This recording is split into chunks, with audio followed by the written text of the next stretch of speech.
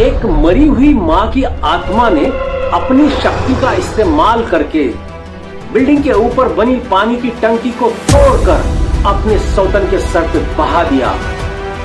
वो इसलिए कि उस सौतन ने उसके अपाहिज बेटे को बहुत टॉर्चर किया था।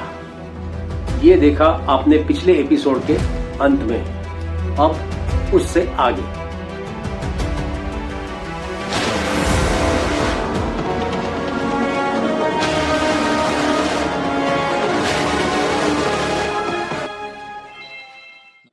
बारिश में भीगने के कारण बब्बू को सर्दी, जुकाम और बहुत तेज बुखार हुआ है।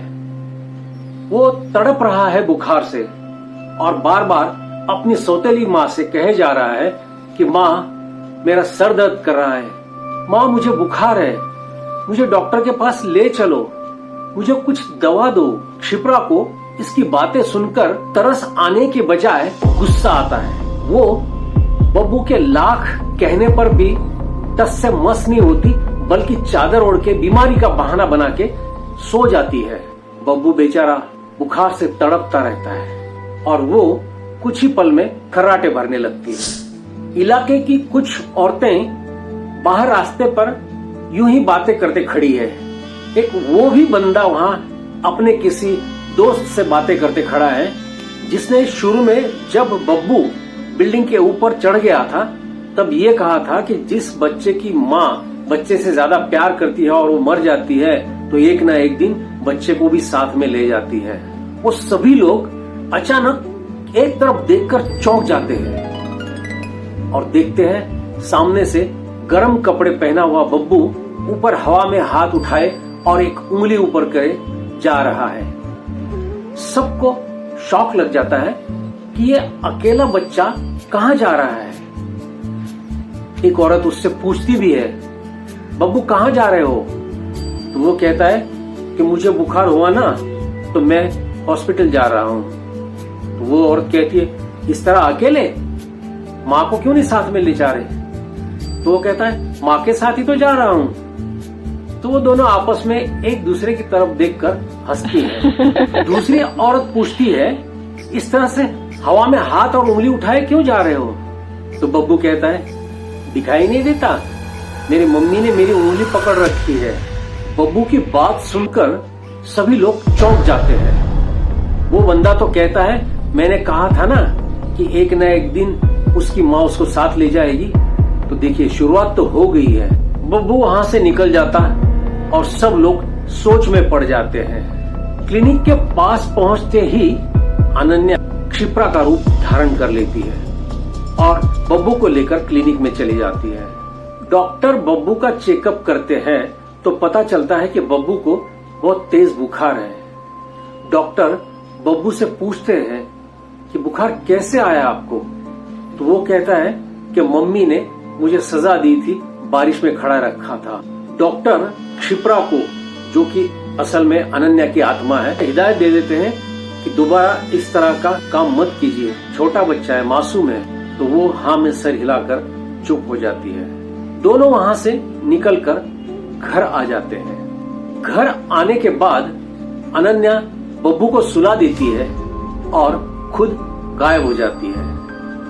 कुछ देर बाद सफल जब घर पे आता है तो जाकर देखता है बब्बू बीमार है, बब्बू को बुखार है और उसके बगल में पड़ी मेडिसिन देखकर वो चौंक जाता है। वो बब्बू को जगाना नहीं चाहता क्योंकि बब्बू गहरी नींद में सो रहा है। वो क्षिप्रा के पास चला जाता है और उससे पूछता है। क्षिप्रा कहती है कि आप पागल हो गए हो क्या? मैं तो सुबह से घर के बाहर कदम भी नहीं रखी। क्षिप्रा का जवाब सुनकर सफल कंफ्यूज सा हो जाता है। उसकी समझ में नहीं आता है कि हो क्या रहा है। वो वापस बब्बू के रूम में चला जाता है और मेडिसिन के पास पड़ी प्रिस्क्रिप्शन देखता है तो समझ जाता है कि वो उनके फैमिली डॉक्टर के पास ही गए थे। तो तुरंत डॉक्टर को फोन लगाता है। डॉक्टर से पूछता है तो डॉक्टर कहता है, डरने से ऐसी कोई बात नहीं है, बुखार हो गया है। मैंने क्षिप्रा को समझा भी दिया है कि उसको दोबारा बारिश में मत जाने देना। तो सफल कहता है, ठीक है डॉक्टर साहब, थैंक यू। सफल वापस क्षिप्रा के पास चला जाता है और क्षिप्रा से कहता है कि तुम झूठ क्यों बोल रही हो? डॉक्टर कह रहे हैं कि क्षिप्रा उसको मेरे पास लेके आई थी और चीड़ के कहती है, कितनी बार कहूं तुमसे कि मैं नहीं गई थी। उस अपाहिज बच्चे की बातों में आकर हर बार मेरे पीछे पड़े रहते हो, कुछ ना कुछ खुराफात निकालते रहते हो और मुझ पर गुस्सा निकालते रहते हो। क्षिप्रा के मुंह से बब्बू के बारे में निकले हुए गलत शब्द सुनकर सफल को भी गुस्सा आता है और दोनों में जबरदस्त लड़ाई शुरू हो जाती है। तभी अनन्या वहां आती है और सोचती है कि क्षिप्रा कितना टॉर्चर करती है हस्बैंड को भी और मेरे बेटे को भी। उसको लगता है कि इस तरह इनकी लड़ाई चलती रहेगी तो मेरा बेटा भी सो नहीं पाएगा और पता नहीं क्या होगा, क्योंकि वो सफल से बहुत प्यार करती है। वो एक तरकीब ढूंढती है, वो जाकर डोर बेल बजाती है, बार बार बजाती है। ये लोग लड़ना बंद करके जाकर देखते हैं तो दरवाजे पर कोई नहीं है। दूसरे दिन सुबह सफल तो ऑफिस के लिए निकल जाता है, लेकिन क्षिप्रा नफरत की आग में जल रही है। उसको एक एक बात याद आ रही है, वैसे वैसे उसका गुस्सा बढ़ता जा रहा है। उसको लगता है कि सारी फसाद की जड़ ये बच्चा है। इस अपाहिज बच्चे के कारण मेरा पति मुझसे नफरत करता है, मुझ पर हाथ उठाता है। उसको ऐसा लगता है कि बब्बू ही सारी बातें सफल को बताता है और मेरे बारे में सफल के मन में जहर भर देता है। बब्बू के बारे में क्षिप्रा के मन में इतनी नफरत भर जाती है कि गुस्से के मारे वो बब्बू को सबक सिखाने का प्लान करती है और मन ही मन सोचती है कि अब मैं इस बब्बू के बच्चे को बोलने के लायक ही नहीं रखूंगी।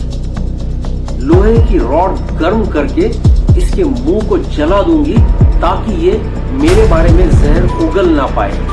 वो घर में से लोहे की रॉड निकालती है और उसको किचन में गैस की सिगड़ी पर गर्म करने के लिए रख देती है। देख देख के बड़ी खुश होती है। उसको ऐसा लगता है कि आज के बाद बब्बू का मुंह हमेशा के लिए बंद हो जाएगा। इधर बब्बू बेचारा मासूम की तरह सोया हुआ है। बब्बू को ये भी पता नहीं कि अगले पल उसके साथ क्या होने जा रहा है। वो बेचारा गहरी नींद में है। लोहे की रॉड एकदम लाल हो चुकी है। क्षिप्रा रॉड उठाकर धीरे धीरे बब्बू की रूम की तरफ जाती है। बब्बू करवट बदलता है और अपना मुंह दरवाजे की तरफ करता है।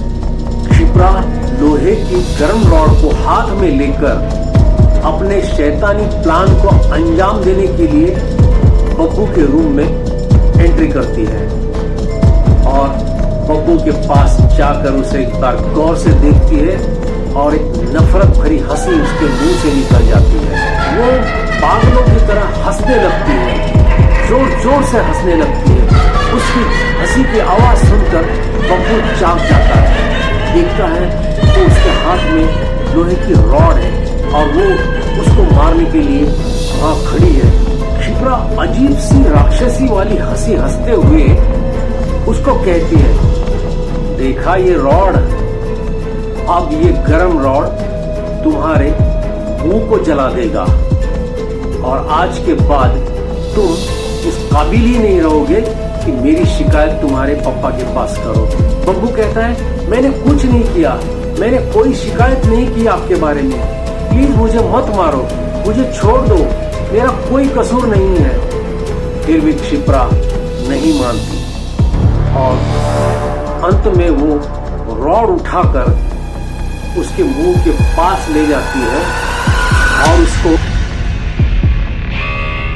जय हिंद।